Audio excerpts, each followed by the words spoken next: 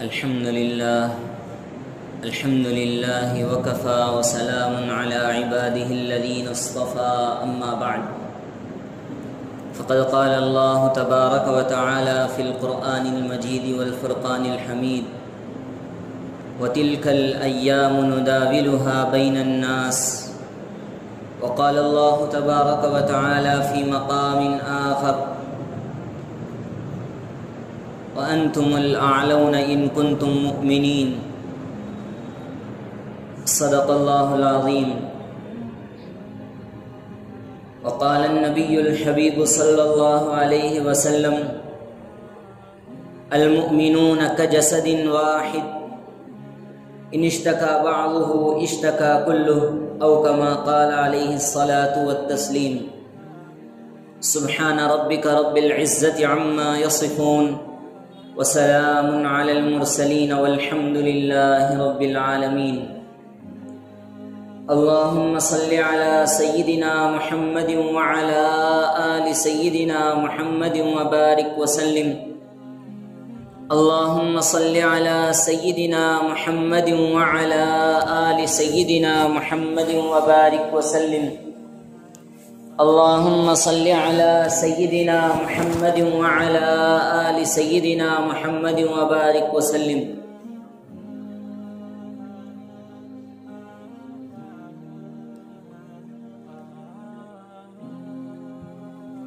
بزرگان محترم، حاضرین دین،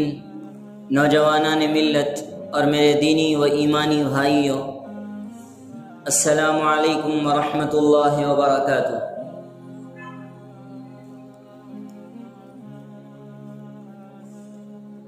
خطبہ مسنونہ میں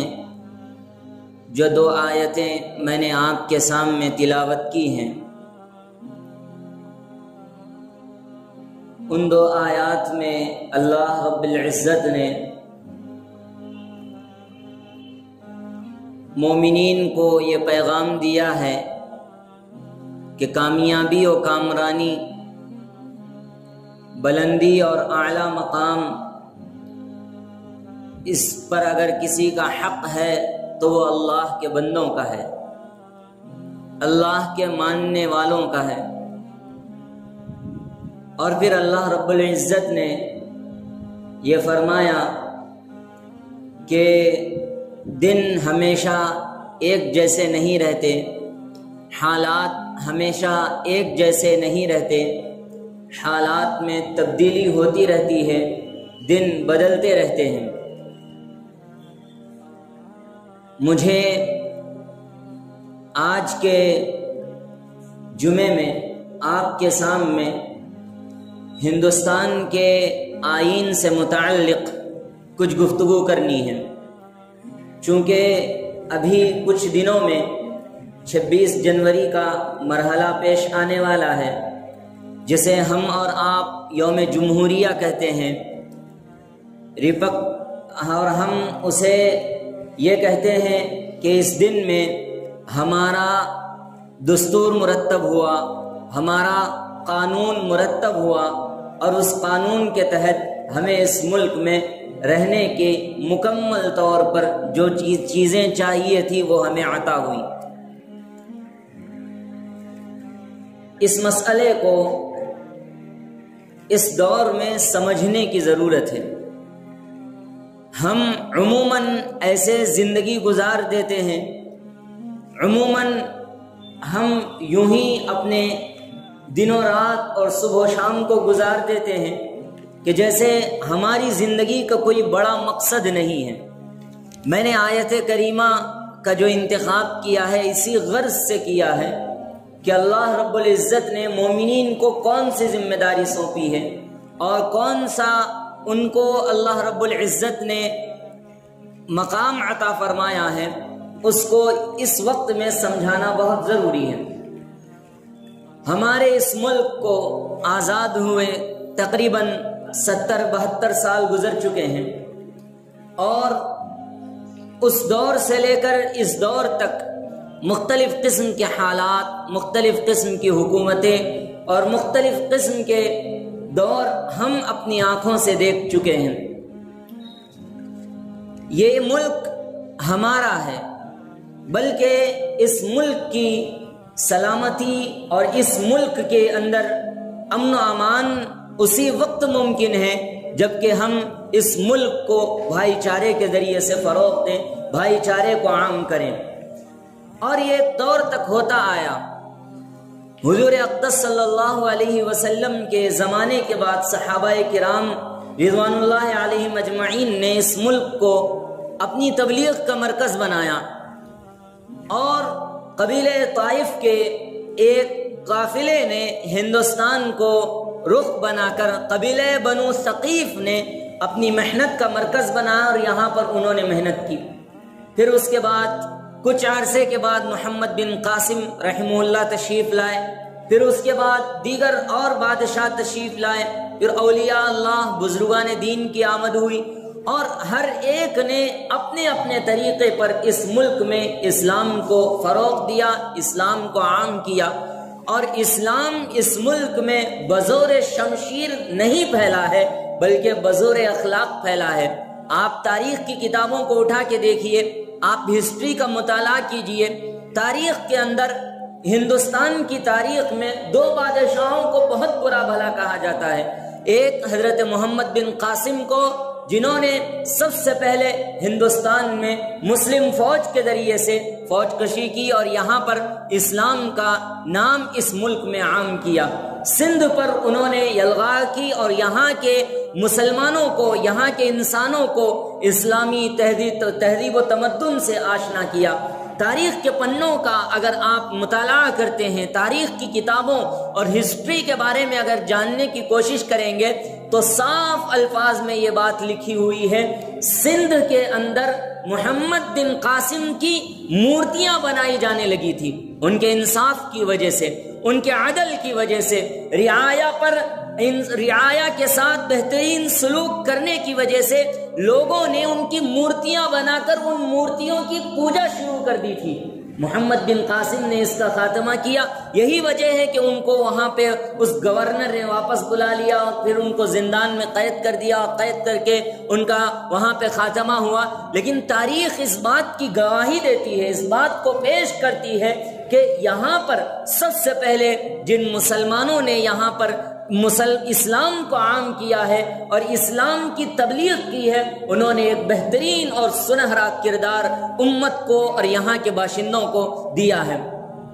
دوسری جو مظلوم ترین شخصیت یہ کہا جائے ہندوستانی تاریخ کے اندر، جو آج کل تاریخ میں نصاب میں جو پڑھایا جاتا ہے، اس تاریخ میں دوسری مظلوم ترین شخصیت حضرت اورنگزیب عالمگیر رحمۃ اللہ علیہ کی ہے۔ حضرت اورنگزیب عالمگیر رحمہ اللہ، آپ انٹرنیٹ پہ سرچ کر کے دیکھ لیجئے، آپ یوٹیوب پر سرچ کر کے دیکھ لیجئے، اورنگزیب عالمگیر رحمہ اللہ پر اس قدر ظلم و ستم کیا گیا، ان کے نام کے ساتھ اس قدر کھلواڑ کیا گیا، انہیں اس قدر ظالم بنا کے پیش کیا گیا، لوگوں کے دماغوں پر یہ بات بٹھائی گئی کہ وہ ظالم تھے، انہوں نے ظلم کیا، انہوں نے مندروں کو توڑا، انہوں نے جگہ جگہ پر بالجبر لوگوں کو مسلمان بنانے کی کوشش کی۔ اس طریقے سے لوگوں کے اندر یہ بات پھیلائی گئی۔ حالانکہ اگر آپ صحیح تاریخ کا مطالعہ کریں گے تو سمجھ میں آتا ہے کہ اورنگزیب پوری مغل سلطنت کے اندر، پورے مغل امپائر کے اندر حضرت اورنگزیب عالمگیر رحمہ اللہ سے زیادہ منصف بادشاہ آپ کو نظر نہیں ملے گا۔ اورنگزیب عالمگیر رحمہ اللہ کے بارے میں آتا ہے کہ وہ ٹوپیاں سی کر اپنا گزارا کیا کرتے تھے۔ ان کے بارے میں یہ آتا ہے کہ 40 دن میں انہوں نے قرآن مجید کو حفظ کیا ہے۔ ان کے بارے میں یہ آتا ہے کہ وہ اپنے مشیروں میں جس قدر مسلمانوں کو ساتھ رکھا کرتے تھے، اسی قدر راجپوتوں، ہندوؤں اور دیگر اور مسالک کے لوگوں اور دیگر اور لوگوں کو ماننے والوں کو بھی ساتھ رکھا کرتے تھے۔ یہ تاریخ کا حصہ ہے، لیکن ہم اس تاریخ سے ناواقف ہیں، کیونکہ ہم اسکولوں اور کالجوں کی پیداوار ہے، اسکولوں میں ہم نے پڑھا ہے، اور اسکول میں جو آج تاریخ پڑھائی جا رہی ہے، جو ہسٹری پڑھائی جا رہی ہے، اس ہسٹری میں انتہائی اختلاط کر دیا گیا، مسخ کر دیا گیا ہے۔ آزادی کے بعد سے اس قدر سوتیلا سلوک کیا گیا جس کا کوئی اندازہ نہیں لگا سکتا، جس کا کوئی، آپ کو میری یہ بات ایک دم اچھمبی معلوم ہو رہی ہوگی، ایک دم عجیب طرح کی گفتگو معلوم ہو رہی ہوگی، لیکن آپ پڑھیے آپ صحیح مورخین کو پڑھیے، ہسٹری لکھنے والوں کو پڑھیے، آپ کے سامنے ایک ایک بات حقیقت کھلتی چلی جائے گی اور ایک ایک بات سامنے آتی چلی جائے گی کہ اس ملک کے اصل لوگوں نے اور یہاں کے لوگوں نے کس قدر انصاف کے ساتھ حکمرانی کی ہے اور کس قدر انصاف کا لوگوں کو درس دیا ہے۔ لیکن ایک دور آتا ہے، مغل سلطنت کا خاتمہ ہوتا ہے، پھر اس کے بعد یہاں پر دیگر اور انگریزوں کی حکومت آتی ہے، اور پھر یہاں کے ذریعے وہ ظلم و تشدد، ظلم کا اور اسی طریقے سے جھوٹ کا، ظلم و ستم کی ایک حکمرانی ہوتی ہے۔ پھر اس کے بعد ایک لمبا عرصہ انگریزوں کے ماتحت میں ہو کر گزارا جاتا ہے۔ پھر اس کے بعد حضرت شاہ عبدالعزیز محدث دہلوی علیہ الرحمہ کے فتوے پر، حضرت شاہ ولی اللہ محدث دہلوی کے فرزند حضرت شاہ عبدالعزیز محدث دہلوی علیہ الرحمہ کے فتوے پر، جن کا آزادی کا سرخیل کہا جاتا ہے، ان کے فتوے پر پورے مسلم جمعیت متحد ہوئی۔ ان کو دیکھ کر پوری جمعیت متحد ہوئی اور سب مل کر اس ملک کو آزاد کرانے کی کوشش کی، اور پھر 1947 میں ہمارا یہ ملک آزاد ہوا۔ اس کے 3 سال کے بعد 26 جنوری 1950 عیسوی کو ہمارے اس ملک کا دستور مرتب ہوا اور ہمارے اس ملک کا ایک نظام مرتب ہوا۔ اب 1935 سے لے کر 1950 تک، 1935 سے لے کر 1950 تک برطانوی ایکٹ یعنی انگریزوں کے دور میں ایک آئین بنایا گیا، اور آئین بنا کر وہاں پر رکھا گیا تھا۔ اس آئین کے اندر وہاں پر ہمیں حقوق عطا نہیں ہوئے تھے، ہمیں تحفظ نہیں ہوا تھا، ہمیں انصاف نہیں ملا تھا، برابری اور مساوات نہیں ملی تھی، اور یہ کہ ہمیں کسی طرح کی آزادی کا کوئی اختیار نہیں تھا۔ جب انگریزوں کا اس ملک سے خاتمہ ہوا تو پھر یہاں کے لوگوں نے ایک آئین مرتب کیا، اور آئین مرتب کر کے اسمبلی میں اسے پیش کر کے اس آئین کو، ایک دستور کو ایک طے کر دیا گیا۔ اب اس دستور کے 4 اہم بنیادی ستون مجھے آپ کے سامنے سنانے ہیں۔ سب سے پہلا دستور کا بنیادی حق جو ہمیں عطا کیا گیا ہے وہ آزادی۔ آزادی سے مراد فریڈم اور ہر طرح کی آزادی، کھانے پینے کی آزادی، رہنے سہنے کی آزادی، مذہب کی آزادی، عقیدے کی آزادی، اور ہر طرح کی آزادی اس میں شامل ہے، اور ہر طرح سے ایک فرد کو، ایک شہری کو اس میں آزاد بنایا گیا ہے۔ لیکن اب اگر ہم اس آزادی کے حساب سے اگر اس دور کا ہم معائنہ کریں گے تو پھر یکساں سول کوڈ کے ذریعے سے، یہ میں اس وقت میں یہ اہم گفتگو میں آپ کے سامنے پیش کر رہا ہوں، آنے والے حالات کی پیش قیاسی، آنے والے حالات جو بتا رہے ہیں ہندوستان کی موجودہ سیاست کو دیکھ کر اس سے آگاہ کر رہا ہوں، تاکہ ہماری مسلم قوم، ہمارے لوگ وہ اپنے اس خواب غفلت سے باہر آئیں، اپنی اس کمی اور کوتاہی کو دور کریں، اور اپنے آپ میں ایک نظام مرتب کریں، کچھ سوچیں، کچھ کریں، کچھ آگے بڑھنے کی کوشش کریں۔ اس کے بعد سے، اب وہ آزادی کے بعد سے مستقل طور پر ہمارے ساتھ جو سلوک کیا گیا اور جو راہیں ہمارے لیے مشکل کی گئی وہ اپنی جگہ سچ ہیں، لیکن جو سب سے پہلا حق آزادی کا، آئین کا جو ہمیں دیا گیا وہ آزادی کا تھا۔ لیکن آزادی کو آپ دیکھیے، ہمارے مذہب کے اندر آزادی میں دخل اندازی، اذان پر آزادی میں دخل اندازی، ہماری عبادتوں پر آزادی میں دخل اندازی، اس کے علاوہ آپ اگر دیکھتے چلے جائیں ہر طرح کا فریڈم جو ایک انسان کو اور آزادی کا جو حق دیا گیا تھا، جو لا کے تحت، جو آئین کے تحت مسلمانوں کو بلکہ یہاں پہ رہنے والے ہر باشندے کو دیا گیا تھا، وہ دھیرے دھیرے ختم کر کے ایک اور رنگ میں اس ہندوستان کو رنگنے کی کوشش کی جا رہی ہے۔ دوسری طرف اگر ہم آ جائیں تو برابری کا جب معاملہ آتا ہے،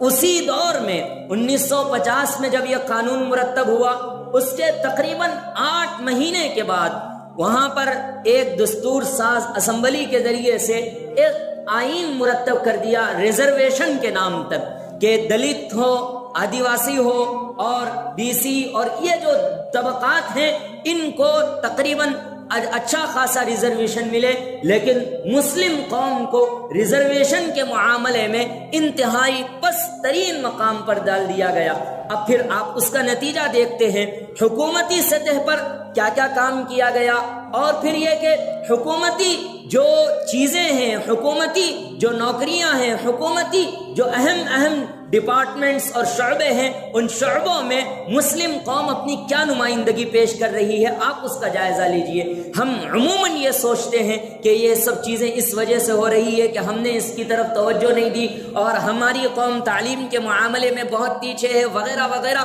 یہ ہمارے ذہن میں بیٹھا رہتا ہے۔ لیکن آپ پوری ہسٹری کو جانیں گے، آپ پورے اس تاریخ کو جاننے کی کوشش کریں گے تو آپ کو یہ بات اچھی طرح سمجھ میں آئے گی کہ ان سب چیزوں کے پیچھے ایک مخصوص ذہنیت کار فرما ہے، ایک مخصوص ذہنیت کے تحت کام کیا جا رہا ہے۔ اور پھر برابری کا، آزادی کے ساتھ برابری، مساوات کا جو حق دیا گیا تھا اس کا بھی خاتمہ کر دیا گیا ہے۔ اب پھر آگے بڑھتے ہیں، آگے بڑھ کر انصاف کا معاملہ آتا ہے۔ انصاف کے معاملے میں ہمارا سارا اختیار ہم اپنے کورٹ کو سپرد کر دیتے ہیں، بہت اچھی بات ہے، سپریم کورٹ ہے، ہائی کورٹ ہے، اور اس کے علاوہ انصاف کے معاملے میں، لیکن انصاف کس قدر مل رہا ہے؟ کتنے مسلم نوجوان جیلوں میں پھنسے ہوئے ہیں، ان کے انصاف کے لیے کتنی کوششیں کی جا رہی ہے، لیکن کوئی اثر نہیں ہوتا۔ سالوں سے وہ جیلوں میں بند ہیں اور مختلف طریقے سے ان کو بغیر کسی قصور کے ان کو جیلوں میں ٹھونس دیا گیا،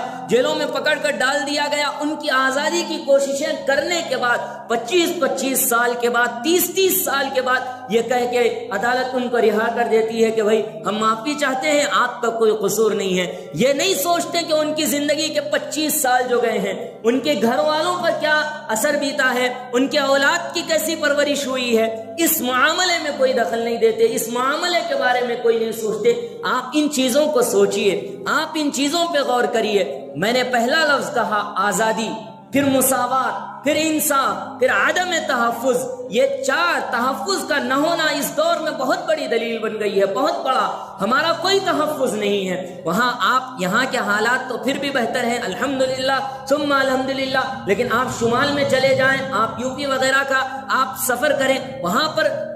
ہمارے اس لباس کو، ہمارے چہرے پر داڑھی کو اور ہمارے سر پہ ٹوپی کو، ہمارے لباس کے بہتر ہونے کو، یا پھر سفید پوش لباس ہو تو لوگ ایسی نظروں سے دیکھتے ہیں جس کا آپ کو اندازہ نہیں ہے، جس کا آپ نے کبھی مشاہدہ نہیں کیا ہوگا۔ یہ حالانکہ دستور کے تحت جو آئین، جو دستور مرتب کر کے یہاں کے شہریوں کو، یہاں کے باشندوں کو، یہاں کے رہنے والوں کو جو دیا گیا تھا، ان ساری چیزوں میں تبدیلی کی جا رہی ہے، ان ساری چیزوں کو ختم کر کے ایک قانون لانے کی کوشش کی جا رہی ہے، یکساں سول کوڈ، اور اس کے علاوہ دیگر اور بھی بہت ساری چیزیں ہیں۔ ہندوستانی سیاست کے بارے میں اگر بات کی جائے تو بہت طویل موضوع ہے، لیکن مجھے صرف آپ کو یہ بات سمجھانی ہے کہ آپ ان چیزوں پر نظر رکھیے۔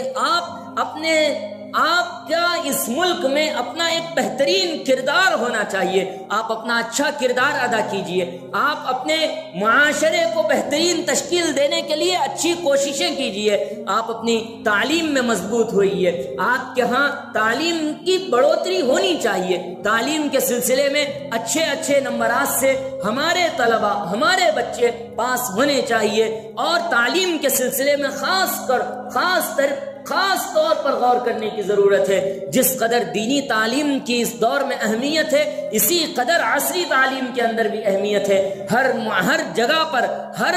شعبے میں ضرورت ہے، اور اس ضرورت کو پورا کرنے کے لیے ہمارے پاس، مسلم قوم کے پاس، اس کے لیے کمیونٹی ہونی چاہیے، اور ایک نظام مرتب کر کے ہمیں ایک لائحہ عمل بنا کر کام کرنا چاہیے۔ یہ حالات بہت سنگین تر ہوتے جا رہے ہیں، بہت سنگین تر ہوتے جا رہے ہیں۔ میں صاف الفاظ میں بتانا نہیں چاہتا، لیکن اس قدر ہولناک اور خوفناک حالات ہو رہے ہیں کہ اس کا اندازہ نہیں ہے۔ جو لوگ دور کی نظر رکھنے والے ہیں وہ میرے اس اشارے کو سمجھ رہے ہیں، وہ اس دور کے حالات کو سمجھ رہے ہیں کہ ہمارا ملک کس دور پہ اور کس دوراہے پر جا رہا ہے۔ آپ کو اس ملک کی حفاظت کرنا ہے، یہ ملک ہمارا ہے، ہم نے اس ملک کو اپنا خون دے کر آزاد کرایا ہے، اس ملک کی حفاظت ہماری ذمہ داری ہے، اس ملک پر ہمارا اتنا ہی حق ہے دیگر اور اقوام کا جتنا حق ہے۔ ہم یہاں کوئی باہر سے آنے والی قوم نہیں ہے، ہم یہاں پیدا ہوئے ہیں، ہم یہاں بڑے ہوئے ہیں، ہمارے دادا پردادا اور دیگر جتنے بھی ہماری نسل ہیں، ہمارے آبا و اجداد ہیں، سب کی تاریخ اس مٹی سے وابستہ ہے۔ لہذا ہمیں یہ کہنے کی ضرورت نہیں کہ تم یہاں کسی اور ملک سے آئے ہو، کسی اور ملک کے ذریعے سے یہاں قدم رکھے ہو وغیرہ وغیرہ کہہ کر جو ڈرانے کی دھمکانے کی جو کوششیں کی جا رہی ہے، آپ اس کا ایک قانونی حل تلاش کیجئے۔ آپ کچھ کریے، کچھ سوچئے اور کچھ سوچ کر ایک منظم پلان بنائیے اور ایک لائحہ عمل مرتب کیجئے۔ خواب غفلت میں اگر رہیں گے تو پھر ایسا ہمارا حال ہو جائے گا کہ پھر ہم اس کو کسی کا ذمہ دار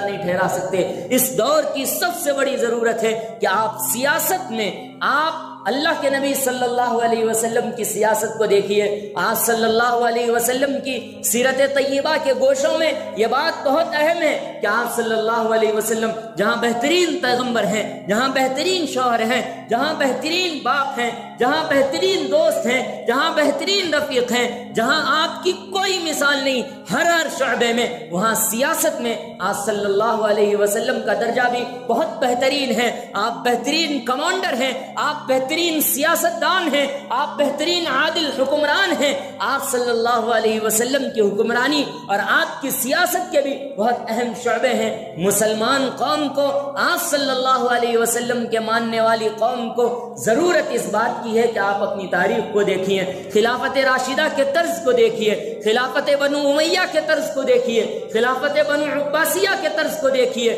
خلافت عثمانیہ کے دور کو دیکھیے کہ کس قدر مسلمانوں نے ساری دنیا پر حکومت کی تھی، اور ساری دنیا پر حکومت کر کے مسلمانوں نے اسلام کے بقا کی کوششیں کی تھی۔ اگر آج اس دور میں اگر ہم اپنے ملک کی حفاظت نہیں کریں گے، اپنے اسلام کی حفاظت نہیں کریں گے اور اپنے ایمان کی حفاظت نہیں کریں گے تو پھر یاد رکھیے آنے والی نسلیں ہمیں کبھی معاف نہیں کریں گی، آنے والی نسلیں ہمیں کبھی معاف نہیں کرے گی۔ سی اے این آر سی کا جو واقعہ پیش آیا ابھی کورونا کی وجہ سے یہ بند کیا ہوا ہے، لیکن جب یہاں پہ وہ ایکٹ نافذ ہوگا اور پھر اس کے بعد ڈیٹینشن کیمپ میں جو ڈالا جائے گا اور پھر اس کے بعد ارتداد کا جو طوفان بلا خیز آئے گا، لوگوں سے یہ کہا جائے گا مسلم ہوں گے تو ہم تمہیں یہاں کی شہریت نہیں دیں گے، دیگر اور مذہب کو قبول کر لو ہم تمہیں اس ملک کی شہریت دے دیں گے۔ وہ بیچارے مسلمان، وہ ان پڑھ لوگ جو کچھ نہیں جانتے ہیں، جنہیں اسلام اور ایمان کے بارے میں کسی چیز کی خبر نہیں ہے، وہ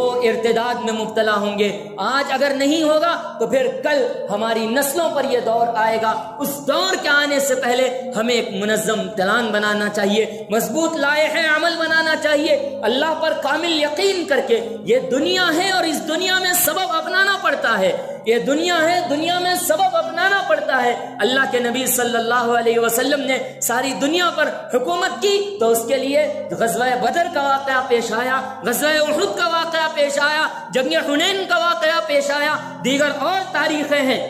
اور لمبی چوڑی تاریخ ہے۔ آپ ان تاریخوں کو دیکھیے۔ یہ جو دنیا میں دین اسلام پھیلا ہے، ساری دنیا کے اندر ہر 5واں 6واں شخص مسلمان ہے، یہ یوں ہی نہیں پھیلا، اس کے لیے بہت بڑی قربانیاں دی گئی ہیں، بہت خون کو بہایا گیا ہے، اپنے جذبات کی قربانی، اپنی خواہشات کی قربانی، اپنے ہر چیز کو اللہ کی راہ میں قربان کر دیا گیا ہے۔ اگر آپ ایمان کی حفاظت چاہتے ہیں، اپنے نسلوں کو ارتداد سے بچانا چاہتے ہیں، اپنے لوگوں کو، اپنے بچوں کو، اپنے مسلمان بھائیوں کے ایمان کو برقرار رکھنا چاہتے ہیں تو اس دور میں سوچنے کی ضرورت ہے، اس دور میں غور و فکر کی ضرورت ہے۔ آج وقت ہے، کل وقت نہیں ہوگا، کل وقت نہیں ہوگا۔ میری اس تقریر کو بہت کم موقعوں پر ایسی تقریر کی جاتی ہے۔ 26 جنوری کے ایکٹ کے تحت میں آپ کے سامنے یہ گفتگو کر رہا ہوں، آپ کو آنے والے حالات کی پیش قیاسی کر رہا ہوں اور آپ تک یہ بات پہنچا رہا ہوں۔ آپ سنبھلیے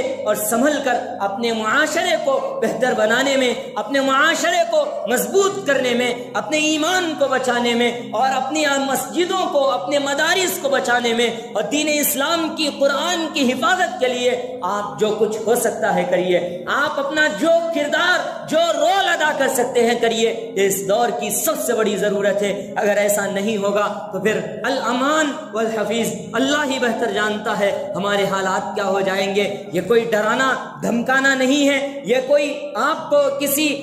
کسی چیز میں مبتلا کر دینا نہیں ہے، کسی خوف کے ماحول میں مبتلا کر دینا نہیں ہے، بلکہ آنے والے حالات سے آپ کو باخبر کرنا، آگاہ کرنا مقصود ہے کہ آپ ان آنے والے حالات میں اپنا کوئی مضبوط کردار ادا کیجئے۔ اللہ پاک ہم سب کو دین اسلام تر مضبوطی سے جمنا نصیب فرمائے اور ہمارے اس ملک میں امن و امان کو بحال فرمائے۔ یہاں پر جس طریقے سے مسلمان اس دور سے رہتے ہوئے آئے ہیں، آگے بھی اللہ پاک امن و امان کے ساتھ اس ملک کو آگے مسلمانوں اور دیگر اور تمام مذاہب کے لوگوں کے ساتھ مل جل کر رہنے کی اللہ پاک توفیق نصیب فرمائے۔ ہماری صفوں سے اختلاف کا خاتمہ فرمائے، اتحاد کی توفیق نصیب فرمائے، آمین یا رب العالمین۔ وصلی اللہ تعالی علی نبینا الکریم محمد وآلہ وصحبہ اجمعین برحمتک یا ارحم الراحمین والحمد للہ رب العالمین۔